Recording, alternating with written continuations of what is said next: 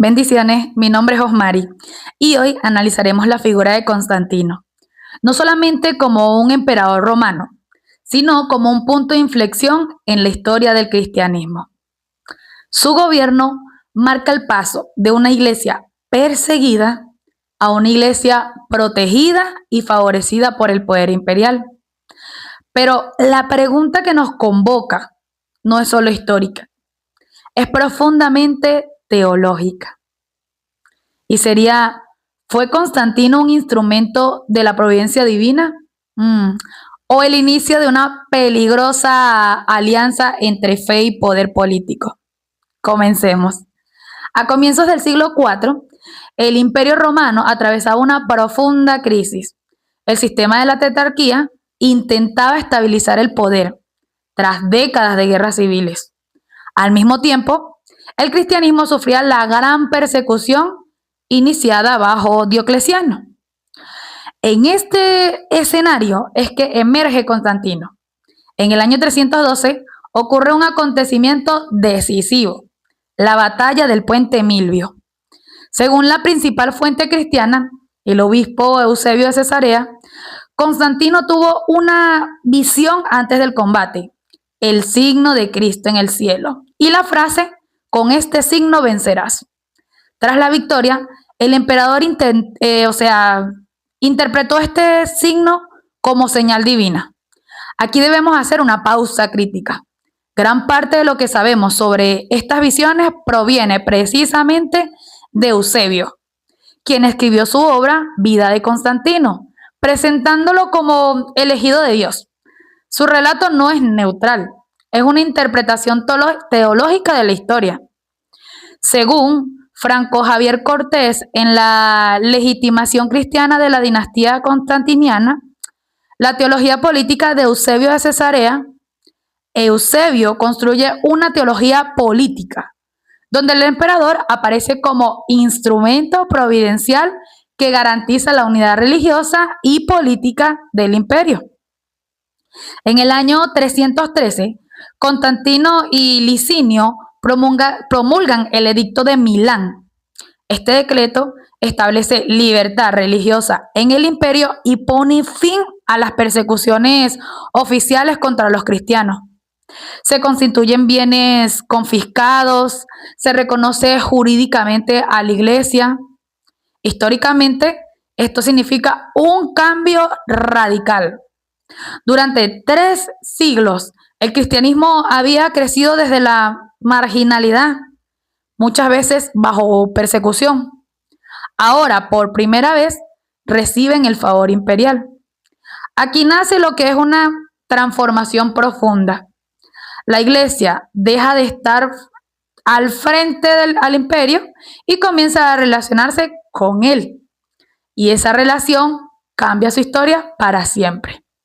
En el año 325, Constantino convoca al Concilio de Nicea. La controversia arriana amenazaba la unidad doctrinal del cristianismo. El emperador interviene para asegurar esa estabilidad religiosa y por lo tanto estabilidad política.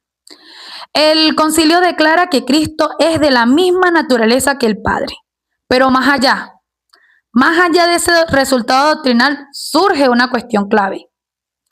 Es la primera vez que un emperador convoca y preside indirectamente una asamblea que define la ortodoxia cristiana.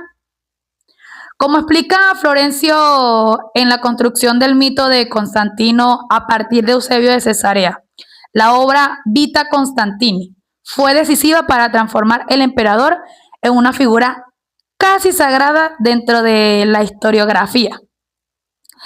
Constantino no fue bautizado sino hasta el final de su vida. Mantuvo símbolos solares en su iconografía, ejecutó a miembros de su propia familia, imagínense, a su esposa. Gobernó con dureza como cualquier emperador romano. Estos hechos han generado debates sobre la sinceridad de su conversión. Fue una convicción espiritual profunda, una estrategia política inteligente, ambas cosas al mismo tiempo. La figura de Constantino es ambigua. No encaja fácilmente en la categoría de santo, ni tampoco en la de simple oportunista. Con su gobierno se construyen grandes basílicas. El clero recibe privilegios jurídicos. Se funda Constantinopla como nueva capital del imperio, una ciudad que es marcada por símbolos cristianos. El cristianismo pasa de religión perseguida a religión favorecida por el poder imperial. Aquí surge lo que muchos historiadores llaman el modelo de cristiandad, la unión entre trono y altar, una alianza que marcará más de 1000 años de historia. Desde el punto de vista histórico, Constantino fue un estratega que consolidó el imperio, pero desde el punto de vista teológico, inauguró la compleja y permanente tensión entre la Iglesia y el poder político.